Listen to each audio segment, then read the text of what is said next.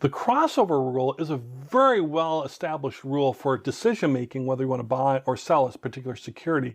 And it involves moving averages and when they cross over things.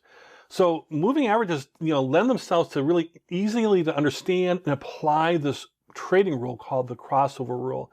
So as prices move up and down, so does the moving average move up and down as well, and it lags a little bit behind it, but when they start crossing over, that means something's happening, and we want to make decisions around what might be happening around that. So let's talk about the crossover rule and how we can use these moving averages to help us make better decisions as far as traders.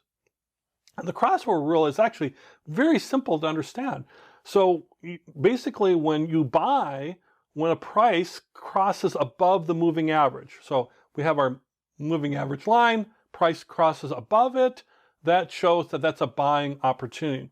Same thing with selling, where the price is going below the moving average, that's a selling opportunity as far as that.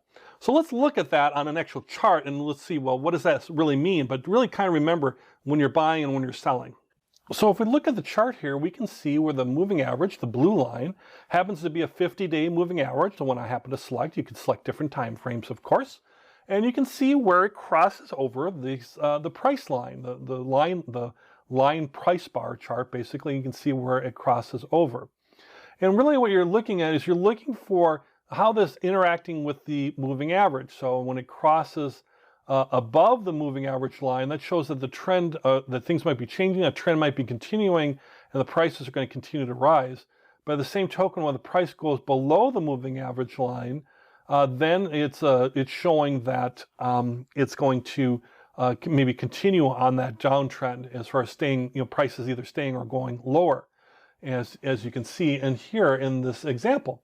So basically, a simple rule would be, and they don't stay there necessarily for long periods of time. Sometimes they do, sometimes they don't. I mean, if you look at the lines to the left on the far left of the chart, you can see they're well above the blue line for quite some time.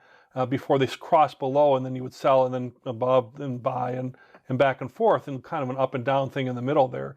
And then to the far right, you would see where you'd buy back in again. So really, if you apply the simple rule is, if it crosses above the moving average line, I buy, and if it crosses below the moving average line, I sell, is the idea behind it. Now at this point, you might be thinking, yay, eureka! So simple. This is all I need to do. This is perfect. I just got to look at a line and whether it's going above and below the line. Okay, well, I'm glad you're happy. That's really good. Nothing's perfect, unfortunately, as far as within the technical analysis world. So don't rely on just one indicator, but it's a good, strong indicator, so you can be happy. Just don't be too overjoyous on it. So the crossover rule is really terrific. It's really easy to understand, and it's a really good, remarkably good predictable indicator, but it's not perfect. There are outliers, and you have data points that pull things far off of trend lines, and then the more outliers you have, far ranges and prices, the less accurate your moving average might be because those outliers are impacting that moving average. So it can give a false signal at times and give you a false signal of a breakout, but you can usually correct that quickly because your moving average is going to go back down a little bit too. You probably saw in that last chart where it looked like in the middle there where there's a lot of up and down going above and below the moving average line. So it was a lot of buy, sell, buy, sell, buy, sell. And that's a challenge, and that's what's called a whipsaw, actually. And you can get with a moving average, and one of the downsides is you can get a lot of buy and sell signals with a frequent crossing period, where traders are trying to make up their mind, do I keep buying, do I sell, as a massive group, and you can get these frequent buy and sell things, so you're doing more trading activity, which could potentially incur more costs as you keep buying and selling.